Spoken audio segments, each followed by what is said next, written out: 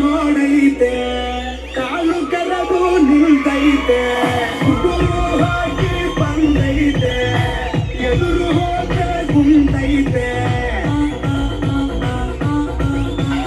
ನೋಡೋಕೆ ನೋಬಲು ಸಿಂಪಲ್ಲು ಇವನ ಕುಂಗೆ ಡಪ್ಪಲ್ಲು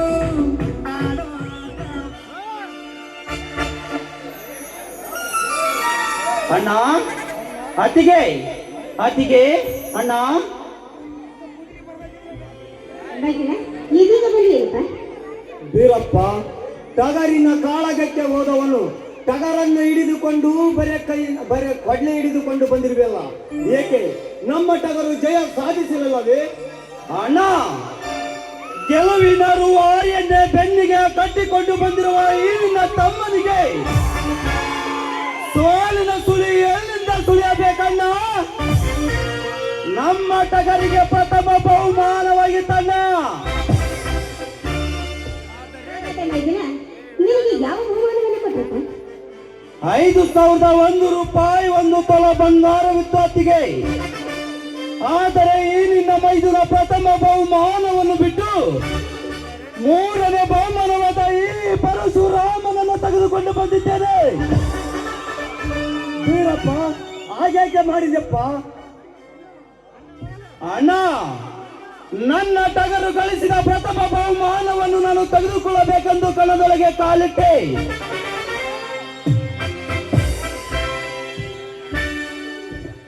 ಅಲ್ಲಿ ಕಾಲಿಡುವುದರೊಳಗಾಗಿ ಗೊತ್ತಾಗಿದ್ದು ನನ್ನ ಅತ್ತಿಗೆಗೆ ಜಾತಿಯ ಅವಮಾನವಾಗಿದೆ ಎಂದು.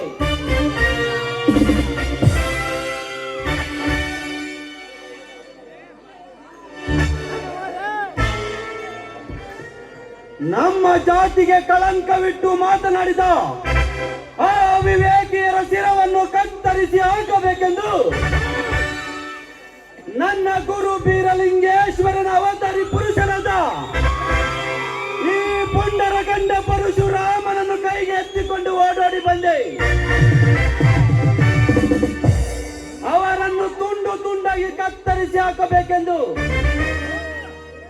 ಏಳು ಹೊತ್ತಿಗೆ ಯಾರವರು ನಮಗೆ ಅವಮಾನ ಮಾಡಿದವರು? ನನಗೆ ಯಾರು ಕೂಡ ಅವಮಾನ ಮಾಡಿಲ್ಲ. ಯಾರು ನಿಮಗೆ ಸುಮ್ಮನೆ ಹೇಳ್ತಾರೆ ಅಷ್ಟೇ. ಸುಳ್ಳು ಅತ್ತಿಗೆ.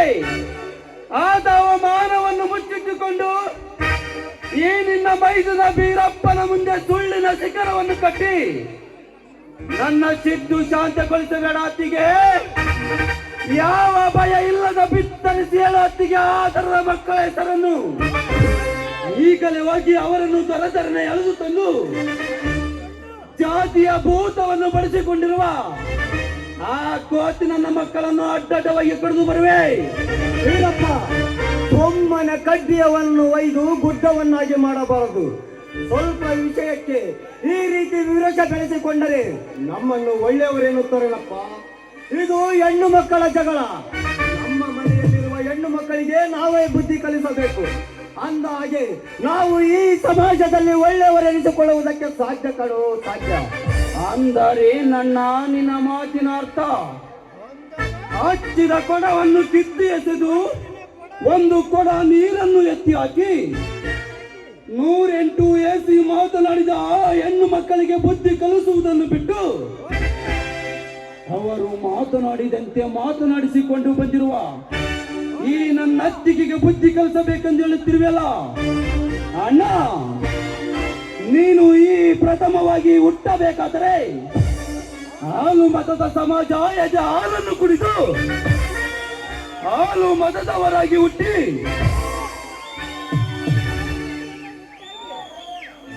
ನಂತರ ಕುರಿಗರನಾಗಿ ದನಗರನಾಗಿ ಬೇಟೆಗಾರನಾಗಿ ಮಾರ್ಪಟ್ಟನು.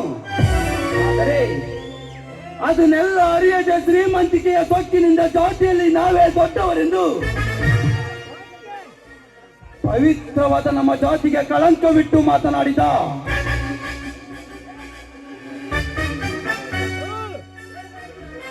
ಪವಿತ್ರವಾದ ನಮ್ಮ ಜಾತಿಗೆ ಕಳಂಕವಿಟ್ಟು ಮಾತನಾಡಿದ ಆ ಹೆಂಗಸರಿಗೆ ಆ ವೆಂಕಟರೆಡ್ಡಿ ನಾರಾಯಣರೆಡ್ಡಿಗೆ ಸರಿಯಾಗಿ ಬುದ್ಧಿ ಕಲಿಸುತ್ತೇನೆಂದು ಒಪ್ಪಿಕೊಂಡರೆ ಸರಿ, ಇಲ್ಲದಿದ್ದರೆ ಅವರಿಗೆ ನಾನೇ ಸರಿಯಾದ ಪಾಠ ಕಲಿಸಿ ಬರುತ್ತೇನೆ. ಇದು ಮಾತ್ರ ನನ್ನ ಗುರು ಬೀರಲಿಂಗೇಶ್ವರನ ಪಾದದನಿಗೂ ಸತ್ಯ ಸತ್ಯ. ಲೇ ವೆಂಕಟರೆಡ್ಡಿ ನಾರಾಯಣ ರೆಡ್ಡಿ, ನಿಮ್ಮನ್ನು ಅರಕೆಯ ಕುರಿಯಂತೆ ಓಡಾಡಿಸಿ ಕರೆಯದಿದ್ದರೆ ನನ್ನ ಹೆಸರು ಹಾಲು ಮತದ ಹುಲಿ ಬೀರನೇ ಅಲ್ಲ.